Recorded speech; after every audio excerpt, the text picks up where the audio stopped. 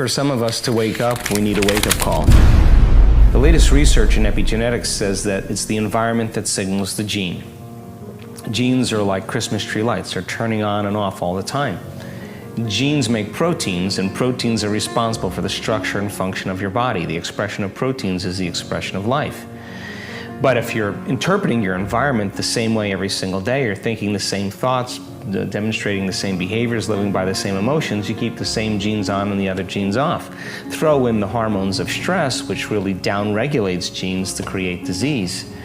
Then the question is, if the environment signals the gene, and the end product of an experience in your environment is called an emotion, if you live by the same emotions every single day, your body's believing it's in the same past environmental experience over and over again, and now you're headed for a genetic destiny. So then, can you signal the gene ahead of the environment? And the answer is absolutely yes. Because when you begin to embrace an elevated emotion and you combine it with a clear intention, and you're totally in the present moment, your brain and body don't know the difference between what's going on out there and what's going on in here. Your body believes it's in some experience in the external environment that's producing that emotion. And all of a sudden, the stronger the emotion you feel from an inward process, the more you pay attention to the thought or the image in your mind, you're creating a long-term memory. And all of a sudden now, you begin to downregulate the gene for disease, and you begin to upregulate the gene for health, and that gene begins to make a new protein, and that protein begins to make a new hormone or a new chemical or an expression of something, a new chemical that's going to begin to affect other systems in the body. Acute conditions. Our medicine is so great for acute conditions. You break your arm, you have appendicitis, you're not going to go to an acupuncturist, you're going to get immediate care.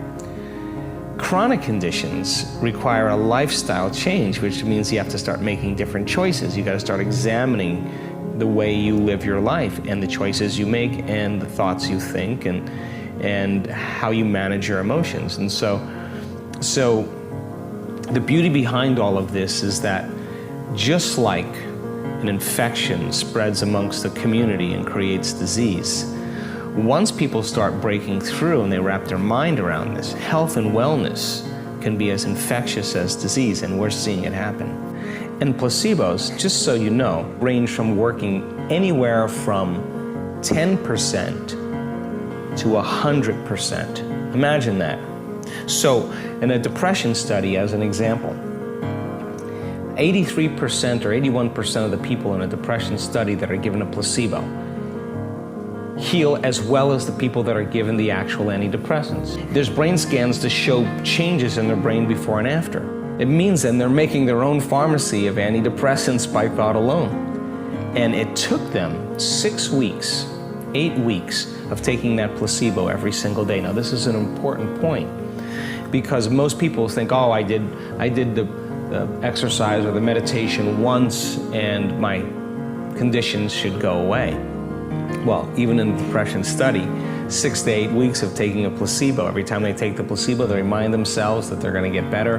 They change their emotional state.